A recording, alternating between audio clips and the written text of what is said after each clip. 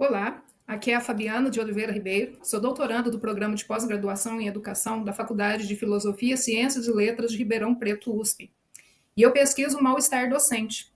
Tenho interesse nesse tema porque é, nessas mais de 2 décadas que eu estou na sala de aula, eu tenho observado quantas coisas vêm angustiar a profissão do professor, tanto a minha vida quanto dos meus colegas.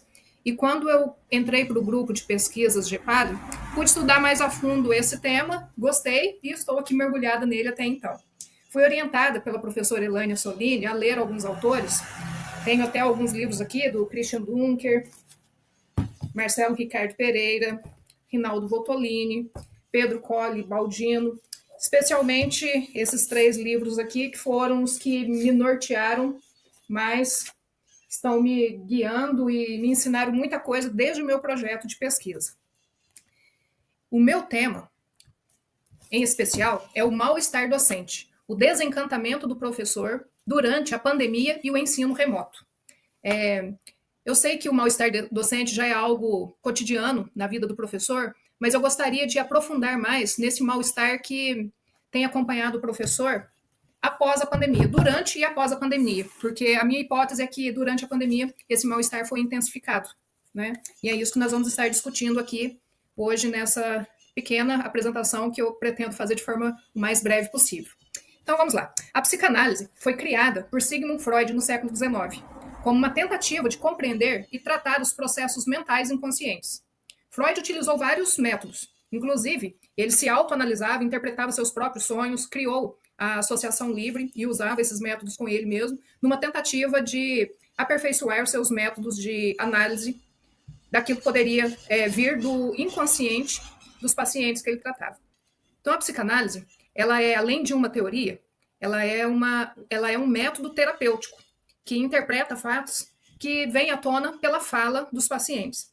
Ao longo do tempo, os conceitos e técnicas da psicanálise foram sendo desenvolvidos e modificados tanto pelo próprio Freud como por seus seguidores, gerando diversas escolas de pensamento dentro da própria psicanálise e gerou, inclusive, movimentos artísticos. Essas contribuições, inclusive, ajudaram a moldar o campo da psicologia e da psicoterapia como nós conhecemos hoje. No entanto, há um debate desde a origem da psicanálise sobre a sua cientificidade.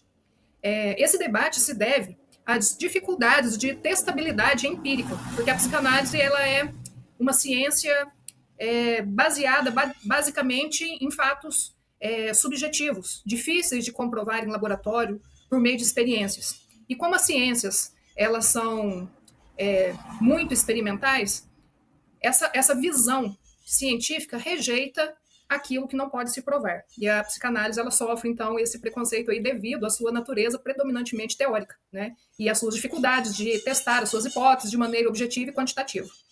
Mas, embora a psicanálise não se enquadre nos moldes tradicionais das ciências, das disciplinas científicas, como a física e a biologia, ela também tem os seus próprios métodos de desenvolver a ciência. Inclusive, ela busca amparo em outras ciências. Ela influenciou, inclusive, outras psicologias e ajudou no desenvolvimento de novas abordagens terapêuticas.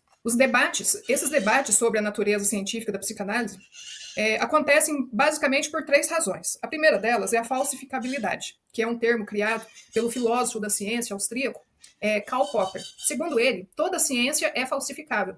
Ou seja, quando testadas suas hipóteses, elas seriam comprovadas ou refutadas por meio da evidência empírica. Algo que é difícil de se fazer numa ciência de natureza subjetiva que trata de fenômenos psíquicos. A segunda razão seria a metodologia. Os métodos rígidos, controlados das ciências naturais não são utilizados na psicanálise tradicional. Por outro lado, a subjetividade dos terapeutas e do paciente é fundamental para as análises clínicas e interpretativas psicológicas. E a razão número 3 é a dificuldade de validação empírica.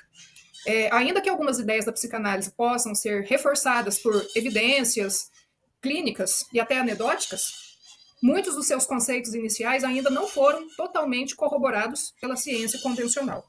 E, diante disso, o debate continua desde sempre, o que nos deveria levar a refletir sobre a necessidade de superarmos nossas confortáveis fronteiras disciplinares, que distribuem os fatores naturais, psicológicos, socioculturais em diferentes prédios universitários.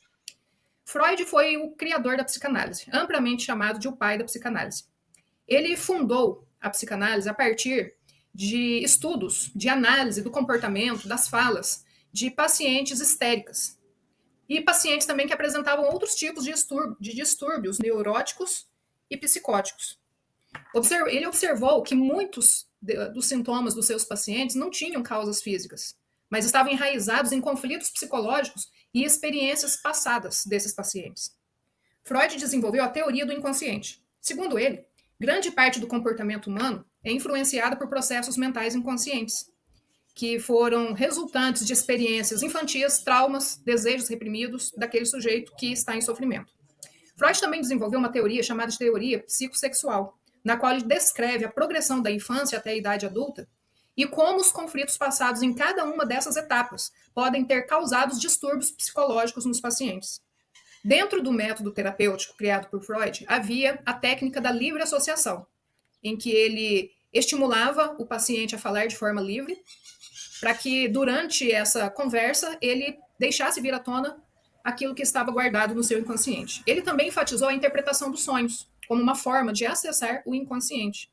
E ele cria que a cura viria por meio da fala, porque a fala revelaria conflitos internos que a pessoa muitas vezes nem tinha consciência disso. Freud também teorizou o complexo de Édipo, para explicar que a formação sexual de uma criança advém dos sentimentos que ele tem de amor e rivalidade com os pais durante a relação com eles. Ele também criou o conceito de pulsão de morte, que é a ideia de que todas as formas de vida tendem a retornar ao estado inorgânico, e por isso nós temos muitos momentos da vida em que nós temos o desejo de autodestruição. O psicanalista francês Jacques Lacan é um dos principais seguidores de Freud, porque ele reinterpreta as ideias dele e introduz novos conceitos. Para Lacan, o inconsciente é estruturado como uma linguagem. Sendo assim, os processos inconscientes seguiriam as mesmas regras da linguagem. Lacan contribuiu ainda com alguns conceitos inovadores, como, por exemplo, o estádio do espelho, que é como a criança desenvolve o senso de si mesma ao reconhecer a sua imagem no espelho. Ele também acreditava que nós temos algumas formas de registro, que seriam o registro imaginário, o simbólico e o real. No registro imaginário, as imagens e identificações fariam parte dos sentidos que nós atribuímos às coisas. No registro simbólico, a linguagem, as leis e a norma não teriam um significado próprio. Lacan introduziu o conceito de objeto A, que representaria a falta fundamental que o sujeito tem dentro de si mesmo, ou seja, aquilo que provoca o desejo. O objeto que causa o desejo nunca pode ser plenamente alcançado, segundo Lacan. Na abordagem terapêutica, Lacan enfatizou a importância da fala, na análise e o papel do analista, como sujeito suposto saber, ou seja, aquele que é totalmente capaz de analisar. Ele acreditava que a análise deveria focar na singularidade do desejo do analisando, em vez de seguir normas e ideias de adaptação social. Nós temos mais alguns conceitos importantes para a psicanálise, que seria o conceito de castração, que representa a ameaça da perda do órgão genital, masculino no caso, que significa poder. O conceito de transferência e contra-transferência, que são os sentimentos não resolvidos, que depois são transferidos na relação entre paciente e terapeuta, na relação entre professor e aluno, por exemplo. A importância dos sonhos como uma realização disfarçada dos desejos reprimidos e considerado uma via para acessar o inconsciente. O sintoma, que seria uma formação queixosa, complexa, porque resulta do interjogo de instâncias e forças psíquicas. A pulsão, que é a força interna que impulsiona todo o comportamento humano, mediando necessidades biológicas e as realidades externas. E o mal-estar na civilização. O mal-estar na civilização é o sofrimento inevitável que toda a humanidade está condenada, porque todos nós, seres humanos, precisamos fazer renúncias para que a vida coletiva, em sociedade, seja possível. Temos que controlar e renunciar nossos instintos, nossas pulsões, para que haja um bom funcionamento e ordem na sociedade. Dentro desse conceito mal-estar na civilização, nós temos o conceito que é o tema da nossa tese, que é o mal-estar docente, que seria também um sentimento de sofrimento ao qual os professores estariam sujeitos no decorrer da sua profissão docente. O mal-estar dos professores é um fenômeno complexo e afeta professores de diferentes maneiras. Nós temos algumas expressões do mal-estar, como sintomas físicos e sintomas psicológicos, que muitas vezes se entrelaçam entre si. Estresse, síndrome de burnout, depressão, desvalorização da profissão, perda da autoridade, descontentamento, sentimentos de frustração, tudo isso são os sentimentos que afetam o professor no exercício da sua profissão. Vem da indisciplina e violência presentes na escola.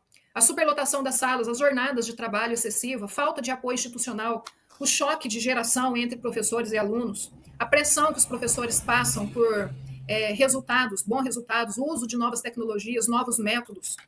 E isso gera alguns comportamentos nos professores, como, por exemplo, faz com que eles faltem ao trabalho. Há pedidos de mudança de função, uso de psicofármacos, licenças médicas, abandono da profissão e a indiferença, que talvez seja um comportamento pouco discutido, mas muito comum nas escolas, que é aquele comportamento onde o professor se entrega totalmente, já não se preocupa em fazer um bom trabalho e apenas está ali porque ele não consegue outro trabalho, ele não tem condições de procurar outro trabalho diante da formação que ele tem, diante da vida que ele tem, e ele simplesmente desiste de ser um bom professor, desiste de fazer o seu trabalho, porque isso geraria nele menos mal-estar, menos conflitos com os alunos, talvez menos conflitos com os pais, e desiste da carreira docente, estando dentro da carreira docente.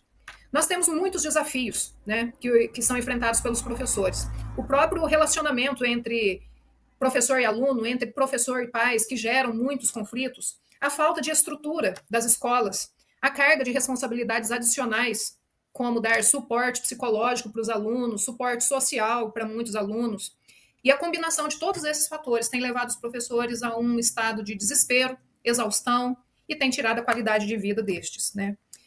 Um dos grandes responsáveis pelo mal-estar dos professores é o neoliberalismo, com as suas políticas de mercado livre, tem impactado a educação, porque a educação muitas vezes tem virado uma mercadoria, né?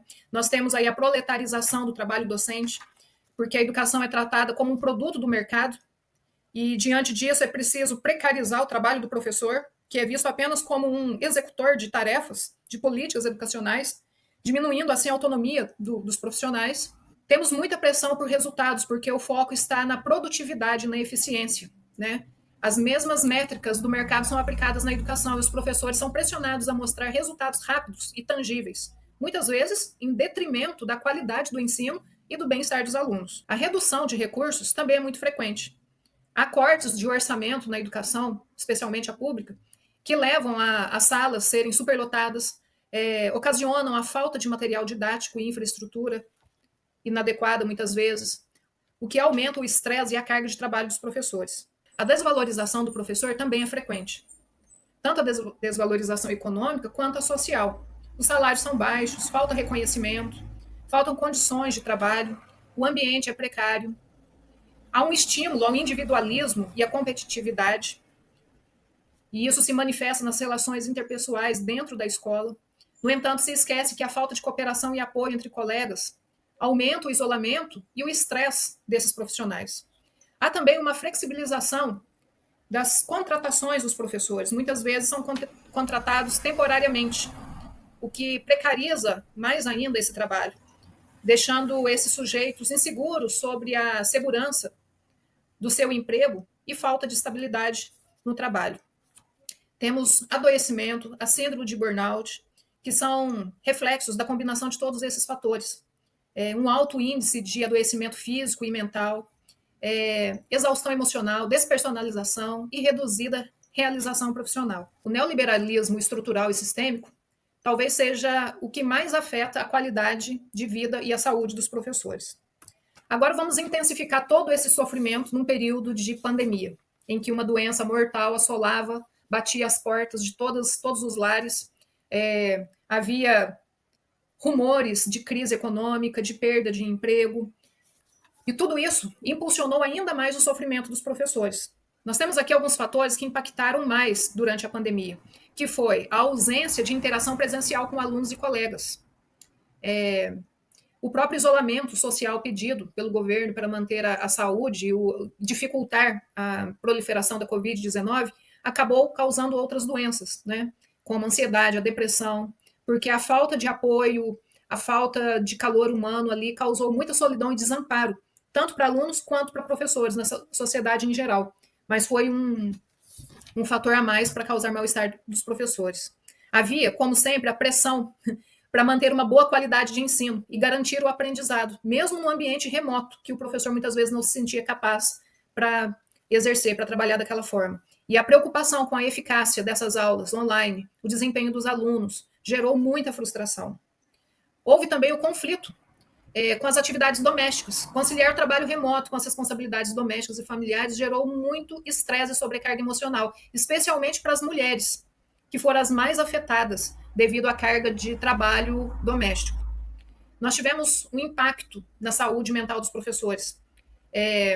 A pandemia aumentou os níveis de ansiedade, depressão, estresse, incerteza sobre o futuro, medo de contrair o vírus, mudanças constantes nas diretrizes educacionais, e tudo isso contribuiu para um sofrimento maior desses professores. Mas nem tudo é triste, né? O mal-estar docente é algo que sempre estará presente no trabalho do professor. Mas existem alguns métodos para que a gente consiga, pelo menos, diminuir um pouco desse mal-estar, que passa, basicamente, pelo que nós chamamos de teoria do espaço de formação discursivo reflexivo para o estar docente, que seria um ambiente institucional que apoie o professor, valorize, reconheça o trabalho dele, as vitórias, incentiva um trabalho coletivo, respeitoso, partindo de políticas educacionais, mesmo que sejam locais, que respeitem a carga de trabalho dos professores e ofereçam condições justas de trabalho. Um ambiente formativo também, que oferece a formação continuada, a capacitação, um ambiente em que a capacitação e a formação seja presente e constante, permitindo que os professores se atualizem, desenvolvam novas habilidades, sejam criativos. Também como recurso, evitar o excesso de trabalho, garantir tempo para descanso, tempo para recuperação, programas de apoio psicológico e emocional, incentivo do uso da arte, apreciar a arte, produzir arte. Nós temos também mudanças na infraestrutura local, que ofereça condições apropriadas de trabalho, escolas melhor equipadas, com material necessário para que os professores deem boas aulas, um ambiente que estimule o respeito mútuo, a cooperação, a valorização econômica, salários mais justos, benefícios para esses professores, refletindo a importância do seu trabalho na sociedade. Premiações, elogios públicos, destacar os esforços que eles têm feito, tudo isso contribui para que o professor se sinta feliz no ambiente de trabalho. A promoção de atividades físicas, laborais, promover a saúde ocupacional, a nutrição, tanto na escola, como orientações para que esses profissionais se alimentem bem fora da escola. Manter os canais de comunicação sempre abertos com os gestores, para que eles possam expressar as suas queixas, serem ouvidos, né? Tem um suporte ali, um ambiente solidário. Técnicas de relaxamento, né? O próprio Freud, lá em 1930, ele já dizia da importância da yoga como uma forma de aliviar os efeitos do mal-estar. Então, por que não usar técnicas que ajudam a relaxar e a promover uma saúde mental de melhor qualidade, né? Como metodologia dessa pesquisa, nós escolhemos como referencial teórico a análise de discurso de matriz francesa, porque nós acreditamos que ela compreende melhor como os discursos refletem as experiências dos professores, e assim nós poderíamos detectar o mal-estar presente nesses discursos e discutir o que vem a estar provocando esse mal-estar na vida desses professores. Nossa coleta de dados, então, se deu basicamente por entrevistas sendo estruturadas. Foram entrevistados 10 professores da educação básica de 5 escolas do sul de Minas. Essas entrevistas estão sendo gravadas, transcritas e analisadas. Na análise de discurso, nós seguimos mais de perto as teorias de Michel Pechet e New Orleans, que é a sua discípula, e na psicanálise nós focamos na psicanálise freudo-lacaniana como uma forma de analisar esses discursos, ouvir esses professores mais de perto. Nós acreditamos que com essa escolha metodológica nós podemos valorizar melhor as condições de produção desse discurso, tanto o contexto histórico em que esses professores estavam envolvidos durante a pandemia, nos seus locais de trabalho, né? E o contexto ideológico. Qual era a ideologia dessa escola? Qual era a ideologia do governo de cada uma dessas escolas? Nós estamos pesquisando escolas estaduais e escolas municipais, para a gente tentar perceber se há alguma diferença de ideologia entre esses governos ou se há uma similaridade. Qual que é essa ideologia que está na sociedade sobre o professor? Qual que é a ideologia que o próprio professor tem de si próprio, da sua carreira? Será que ele foi submerso nessa ideologia que diz que o professor não tem valor? Muitas vezes é isso que nós temos descoberto nas nossas pesquisas. Nós também estamos recolhendo fotografias e obras artísticas para ampliar a compreensão desses discursos falados.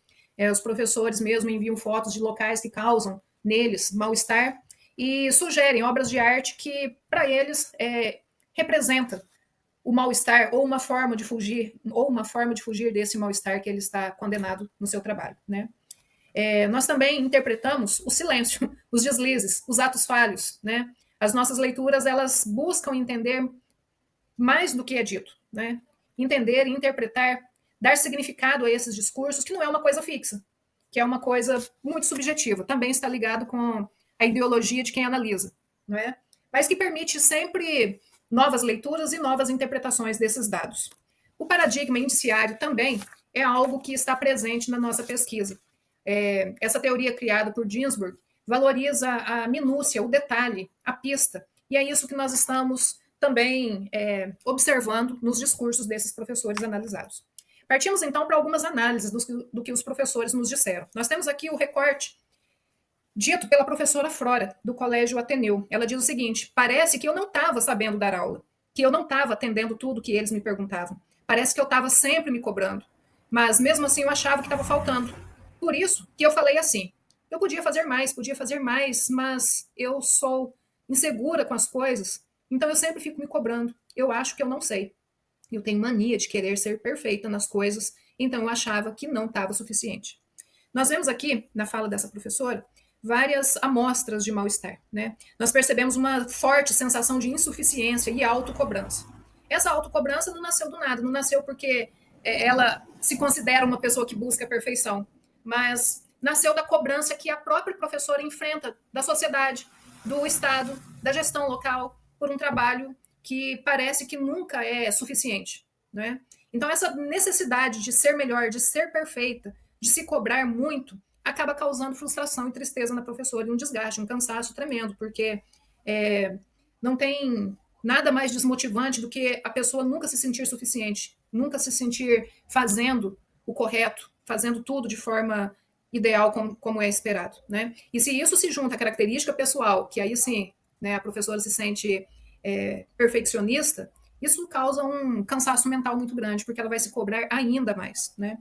E essa autocobrança é o reflexo ideológico da sociedade, né? A sociedade cobra do professor e o professor cobra de si próprio, né? Essa responsabilização do professor, na verdade, ela é muito vantajosa para a administração, né? Porque assim a gente encontra, os governantes encontram um bode expiatório para culpar pela péssima qualidade da educação, pelos baixos índices de alfabetização, pelos baixos índices de letramento. O culpado sempre é o professor, né? O que justificaria depois, então, investir em formação docente. Enquanto se investe em formação docente, deixa-se de investir em infraestrutura, em uma revolução nas políticas educacionais e na prática educativa, que talvez seria o que realmente mudaria a qualidade da educação no Brasil, não é? E aí o professor, diante disso tudo, ele assume para si a culpa. Ele toma para si a responsabilidade, que muitas vezes nem é dele. Ele é apenas mais uma vítima do sistema capitalista, que busca, né, alguém para culpar, alguém para explorar. Esse contexto de culpabilização do professor é expresso muitas vezes nesse livro aqui do professor Rinaldo Bottolini. Muito dessa autoculpabilização também é fruto da maternagem, né? A escola vem assumindo para si tantas funções sociais de forma progressiva que acaba não dando conta de realizar todo o trabalho que ela assume fazer, né? E diante de tantas necessidades ali, o professor acaba assumindo para si a culpa, porque ele mesmo vê que ele não está dando conta de realizar todas as atividades, realizar todas as solicitações, responder a todas as solicitações da escola e do aluno, né? Com a estima reduzida, o professor acredita que é o culpado, assume a culpa e já não tem energia nem para negar essa culpa. Ele simplesmente aceita e não sabe mais nem como responder, se defender dessa ideologia que o culpa, né? Que seriam, então, os comportamentos de recuo do desejo, a covardia moral, a inibição de se colocar à prova, muitas vezes sem buscar os verdadeiros responsáveis pelo que está acontecendo.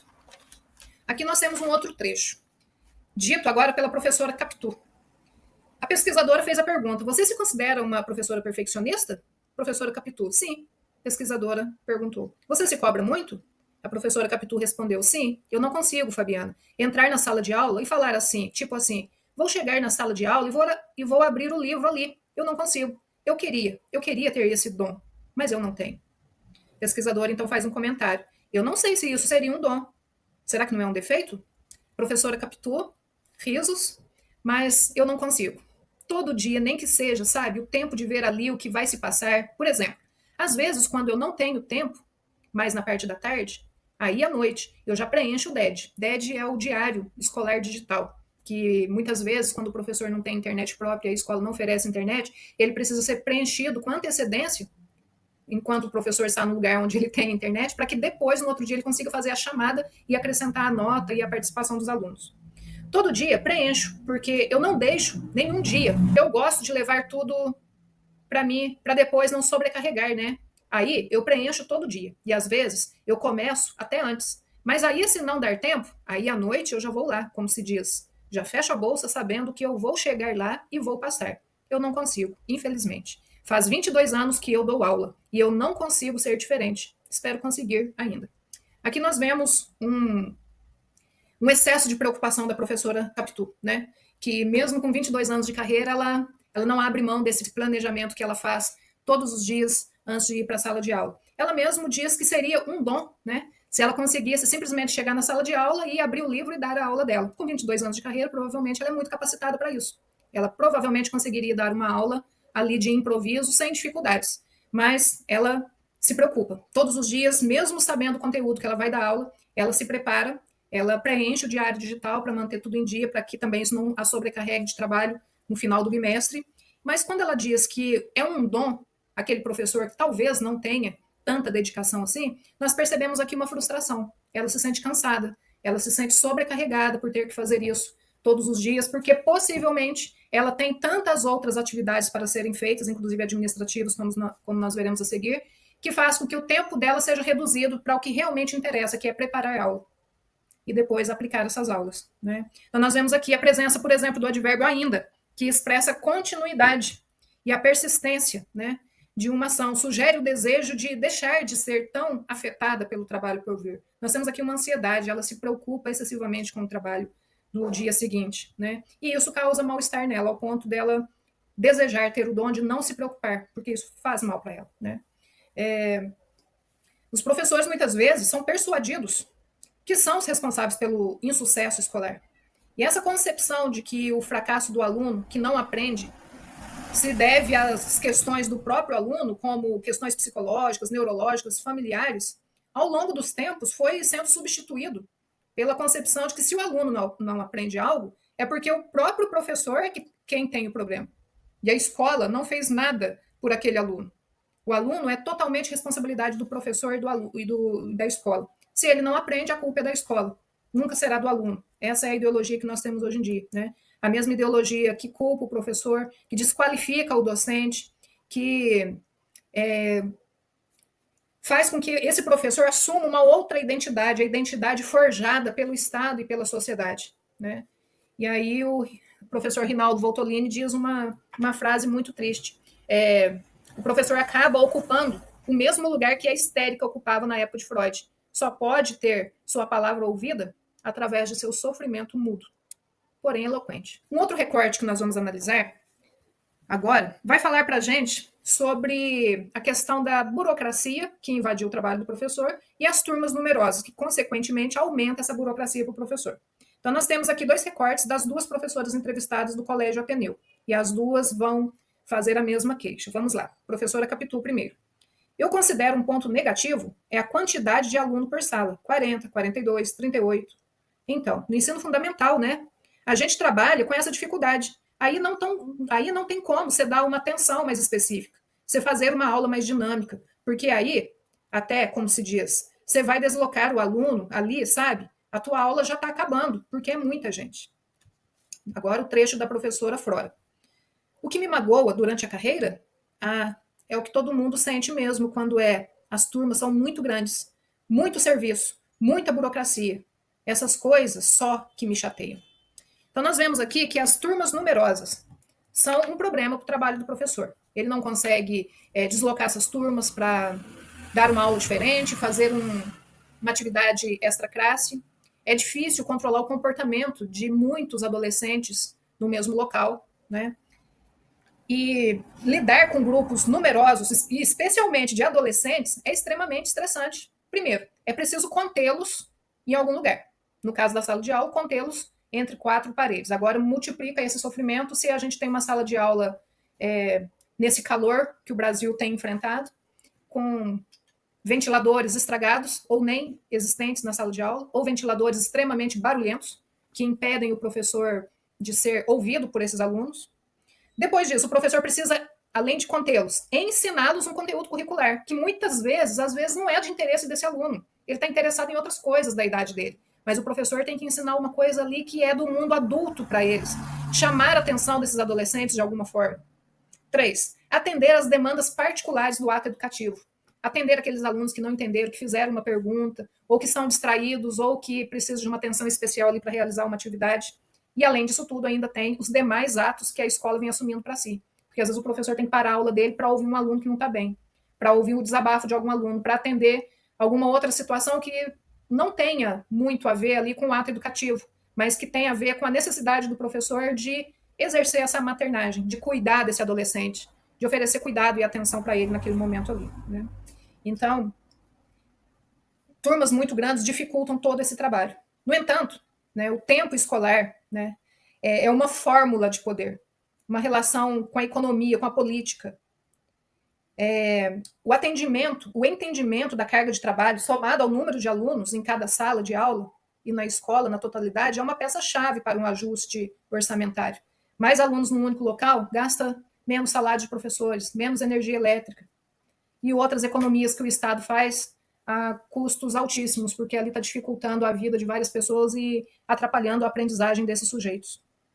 A governança precariza o emprego docente e determina a impossibilidade de realizar a produção pedagógica mais autônoma na escola. Exige que o professor seja autônomo e tenha um trabalho pedagógico brilhante, mas o próprio governo, muitas vezes, é o obstáculo para impedir que isso aconteça, né? E nós vemos aqui que os discursos das duas professoras são complementares. As duas professoras passam pelo mesmo problema, que é uma fonte de mágoa, de tristeza, de chateação para elas, né? E até de adoecimento, né? Essas condições de trabalho que as instituições acabam impondo aos professores e exigindo ainda por cima extenuantes exigências de produtivismo, né? Com uma sobrecarga de trabalho, superlotação das salas, vem a causar um sofrimento e até adoecimento psíquico para esses professores, e isso ainda multiplicado pela invasão de tanto trabalho administrativo que o professor é obrigado a fazer. Um outro trecho. Nós temos aqui, em laranja, todas as palavras repetidas que a professora Capitu disse. Vamos lá, então. Eu acredito que o Estado, essa questão burocrática por exemplo, vamos dar um exemplo. Aqui é relacionado, por exemplo, aí a gente cumpre, ela está falando das horas complementares que os professores são obrigados a cumprir, aqui no estado de Minas. A cada 16 aulas, o professor tem que cumprir 2 horas extras na escola. E depois tem que preencher aquela ficha. Cumpre e preenche aquela ficha. E depois, as outras coisas que a gente sempre faz a mesma coisa, né? É porque agora lá é assim, é pré-conselho, é conselho, é pós-conselho. Nos 3, você faz a mesma coisa. Aí você preenche aquela ficha. Aí no outro, você preenche aquela ficha. Depois você preenche outra vez. Assim, praticamente a mesma coisa. Então você fica em torno de algo que, assim, para mim não tem o menor valor. Então essa questão é muita perda de tempo por coisas muito desnecessárias, né? Nós percebemos aqui que das 127 palavras ditas pela professora nesse recorte, 75 delas são repetidas, né? E fica muito evidente aqui que essa repetição é exatamente o que a professora faz no seu ambiente de trabalho. Ela cumpre a hora, preenche uma ficha. Cumpre outra função, preenche a ficha. E sempre preenche a ficha, o preenchimento dessa ficha é algo repetido. A questão dos conselhos de classe. Tem o pré-conselho, conselho, pós-conselho. Nas 3 reuniões, nas 3 semanas em que os conselhos acontecem, é o mesmo trabalho, é a mesma ficha a ser preenchida, né? Então, essa repetição de palavras, na verdade, ela expressa, né, a dificuldade de flexibilidade que impede a inovação e adaptação de outros cenários educativos para esse professor. O Estado, para manter uma fachada de estabilidade das estruturas, cria uma burocracia, né, para mostrar ali, para dar uma sensação de estabilidade, de previsibilidade, mas acaba roubando o tempo e as energias desses profissionais que precisam cumprir com essa burocracia. E que tem coisas mais urgentes para atender, como o ensino, a educação, a dinâmica de sala de aula, a avaliação, a sua própria formação, entre outras coisas que são urgentes para o professor e que ele não tem tido tempo nem energias para se dedicar, né? Nós percebemos aqui na realidade desses professores que muitas vezes eles são mais cobrados em estar com o trabalho administrativo em dia do que administrar boas aulas, do que ser um bom professor, do que estar ensinando. Ele é advertido se ele não está com a documentação em dia.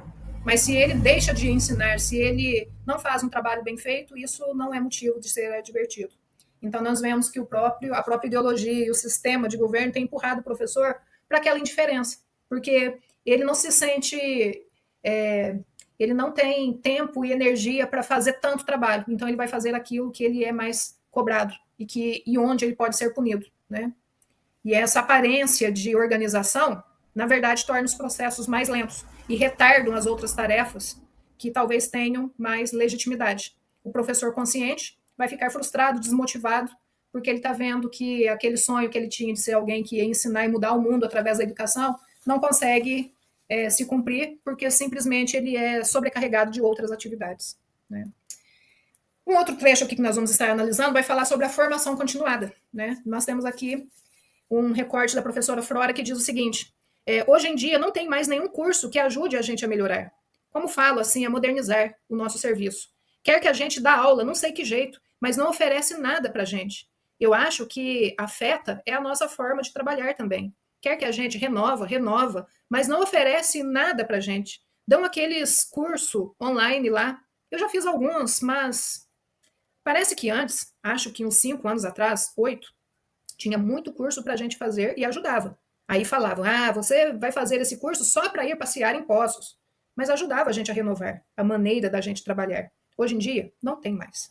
A professora está se referindo aos cursos da escola de formação, que são cursos automatizados, em que os professores leem os slides que são projetados ali na plataforma de forma mecânica, depois realizam uma avaliação mecânica também, e ele é certificado, mas que parece não ter caído na grade dos professores, porque a maioria dos professores dizem que esses cursos, na verdade, não acrescentam muito às suas vidas, né? Então, nós vemos aqui uma correspondência entre passado, presente e futuro. A professora está fazendo uma viagem no tempo aqui, como a gente pode dizer. Ela parte do hoje, né, que seria o presente, e volta para ele no final do trecho lido.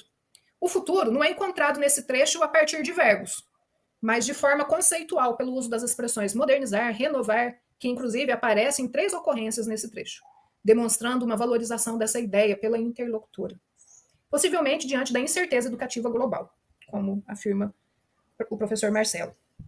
Nessas referências de passado, que remetem ao passado, nós percebemos um saudosismo. Então, ela tem saudade quando os cursos eram presenciais, que é um conflito com os cursos oferecidos no presente, no modelo online, né? Que é visto por ela de forma negativa. Ela não encontrou neles um processo formativo, é controlado pelo Estado, totalmente controlado, né? Não permite subjetividade nenhuma ali, porque ele é totalmente mediado pela máquina, totalmente automatizado, na maioria baseado na leitura de slides e avaliações automatizadas. E aí aqui a gente vê um grande paradoxo. O professor, ele é cobrado, incentivado, né, a dar aulas criativas, aulas que chamem a atenção, aulas que deixem um aluno de queixo caído. Mas quando o professor vai fazer um curso, ele recebe um curso dado por uma máquina, em que ele próprio precisa ler os slides, interpretar sozinho e responder as perguntas que são feitas ao final desse curso, né?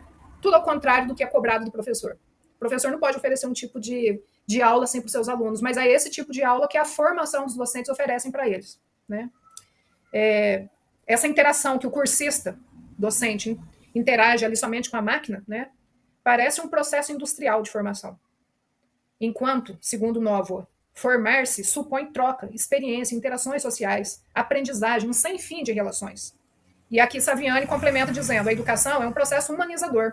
Supõe-se a necessidade da presença de outros seres humanos para realizar seu intento.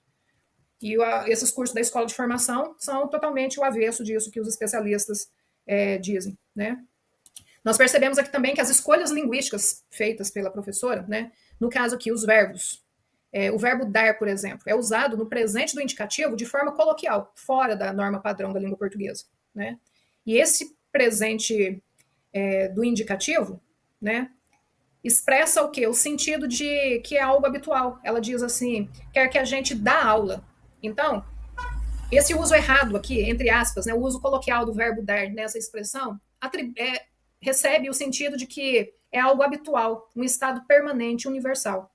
Se ela tivesse usado a forma correta, que seria o presente do subjuntivo, para estar de acordo com a norma culta, mudaria o sentido da frase, que seria desejo, hipótese, dúvida, possibilidade e ação que dependem de uma condição.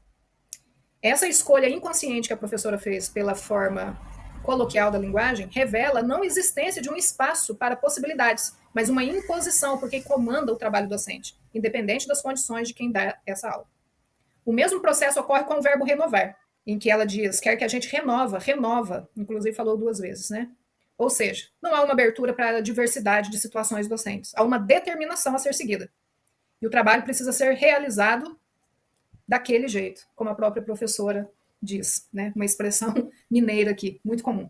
Então a gente percebe que a polissemia, que a norma coloquial nos permitiu aqui, né?